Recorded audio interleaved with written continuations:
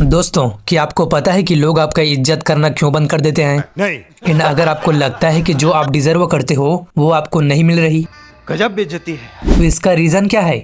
अगले कुछ ही मिनटों में मैं आपको बताने वाला हूँ कि आखिर ऐसी कौन सी हैबिट होती है जिनकी वजह से कोई भी इंसान अपनी रिस्पेक्ट लूज कर सकता है। खत्म। तो चलिए शुरुआत करते हैं। साल 2009 बॉलीवुड में एक बहुत ही जबरदस्त मूवी रिलीज हुई और इस मूवी में दो ऐसे कैरेक्टर थे जो बहुत ही हार्ड वर्किंग थे, अपने गोल्स को लेकर फोकस्ड थे, कॉम्पिटिटिव थे और बहुत हद तक डिसिप्लिन भी थे। लेकिन मजे की बात तो ये है, भले ये कैरेक्टर बहुत ही इंटरेस्टिंग थे और बेहद फोकस्ड एंड कॉम्पिटिटिव थे, लेकिन रियल लाइफ में ऐसे लोगों की कोई रिस्पेक्ट नहीं करता।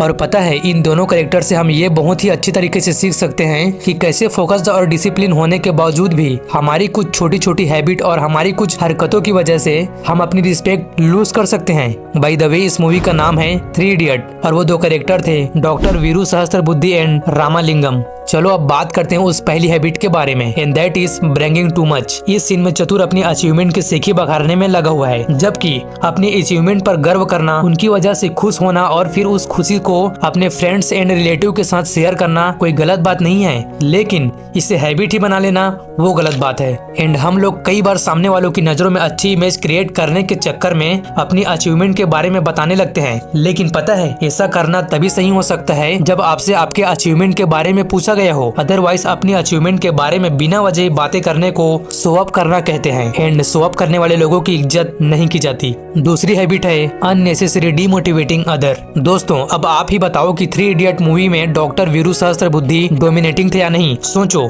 अगर आपके बॉस का नेचर ठीक ऐसा ही हो तो क्या होगा? अक्सर डोमिनेटिंग लोग पावर तो जरूर कमा लेते हैं, लेकिन रिस्पेक्ट नहीं। डोमिनेशन एक ऐसा टूल्स है जिसका यूज तभी किया जाना चाहिए जब एकदम जरूरी हो। फॉर एग्जाम्पल, किसी बहुत ही अनऑर्गेनाइज एंड इनडिसिप्लिन ग्रुप को मैनेज करने के लिए डोमिनेशन का यूज करना एकदम सही हो सकता है, लेकिन इसी टूल्स का यूज कोई इंसान बिना वजह ही अपनी डेली लाइफ में यूज करने लग जाए तो ऐसे लोगों की रिस्पेक्ट करना बहुत ही मुश्किल हो जाता है, क्योंकि हर इंसान अपनी मर्जी से काम करना पसंद करता है, किसी के दबाव में नहीं। इसलिए लोगों से डील करते वक्त ये हमेशा याद रखो कि आप डोमिनेशन यूज करके कोई काम तो जरूर करवा लोगे, लेकिन रिस्पेक्ट नहीं कमा पाओगे। बात तो सही है। तीसरी हैबिट है टॉकिंग अबाउट नेगेटिव थिंग्स। वैसे तो मैं अब जिस कैरेक्टर की बात करने वाला हूँ वो एकदम भी बुरा नहीं था, लेकिन इस कैरेक्टर की एक हैबिट बहुत बुरी थी और वो हैबिट थी हमेशा नेगेटिव सोचना और नेगेटिव बातें करना। और इस मूवी में ये कैरेक्टर था राजू का। देखो, हम सबके लाइफ में कोई ना कोई स्ट्रगल, डार्क फेस होता ही होता है। साला ये दुख का खत्म नहीं होता बे।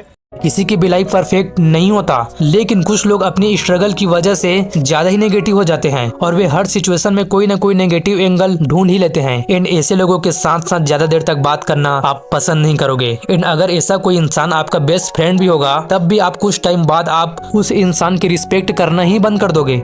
अब बात करते हैं कुछ ऐसी हरकतों के बारे में जिनकी वजह से कोई इंसान अपनी रिस्पेक्ट तो लूज करता ही है, पर साथ ही साथ उस इंसान के अपने ग्रुप में बदनाम होने के चांसेस भी बहुत ज्यादा बढ़ जाता है। So point number 4 is taking help easily but never giving back anything. Almost her group में कुछ लोग ऐसे होते हैं जो हर किसी के बर्थडे पार्टी में आते तो हैं और सबसे पार्टी भी मांगते हैं और अपनी बारी में उनकी जेब से 1 रुपया भी नहीं निकलता। ये लोग बहुत ही कंजूस होते हैं। बट फैक्ट तो ये है कि रिस्पेक्ट कमाने के लिए किसी भी रिलेशनशिप में गिव एंड टेक दोनों ही बराबर होनी चाहिए, क्योंकि अगर आप किसी को रिटर्न दोगे ही नहीं, कभी किसी के काम ही नहीं आओगे, तो अपने ग्रुप और दूसरे लोगों के लिए सिर्फ आप लाइबिलिटी बनकर ही रह जाओगे और रिस्पेक्ट तो छोड़ो, लोग आपको नजरअंदाज करना शुरू कर देंगे। Point number 5 is giving unwanted advice. किसी भी इंसान को सलाह सिर्फ तब देनी चाहिए जब आपसे सलाह मांगी गई हो, क्योंकि बिना मांगे दी हुई सलाह की कोई रिस्पेक्ट नहीं होती। लेकिन पता है इसका रीजन क्या है? जब आप किसी को सलाह देते हो बिना मांगे, तो ऐसा लगता है कि आप उस इंसान को जज कर रहे हो, उसकी प्रॉब्लम, उसकी सिचुएशन पर अपनी जजमेंट दे दी। और किसी भी इंसान को ये पसंद नहीं होता कि कोई लोग उसे जज करे, इसलिए बिना मांगे सलाह मत दो। सो फाइनली, अगर आप अपना रिस्पेक्ट लूज नहीं करना चाहते हो तो ये 5 बातें याद रखना। उम्मीद है आपको ये वीडियो पसंद आई होगी, तो इस वीडियो को लाइक करें, चैनल को सब्सक्राइब करें और बेल आइकन को जरूर दबाएं फ्यूचर वीडियोस अपडेट के लिए। मैं मिलता हूँ नेक्स्ट वीडियो में, तब तक के लिए बाय बाय।